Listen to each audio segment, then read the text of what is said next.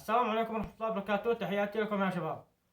طبعا سأحكي لكم قصة الطفل هذا ضياء الذي لقى مفتاح سيارة في السوبر، فقام يبحث على صاحبه. فقالوا هذا الرجل أبو القعشة هذا قال له هات مفتاح السيارة. فالطفل هذا قال له ادي لي المواصفات حق المفتاح. فهذا أبو قعشة ما عاد تستحملش، شللك الطفل هو واحد صاحبه ضرب لما ركف ورم براسه ورم بهذا.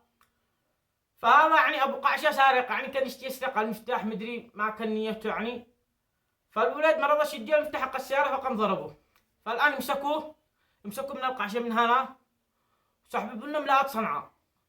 باخبار تنتشر انه قد مسكوا واحد باقي هذا الهارب اللي هو هارب لحد الان ما مسكوش.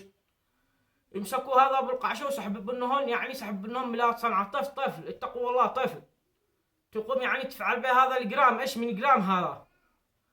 فهذا يمسكوا هون وسحبت لهم ملاءة صنعاء. فهذا الذي حبينا نوصله، تحياتي الجميع.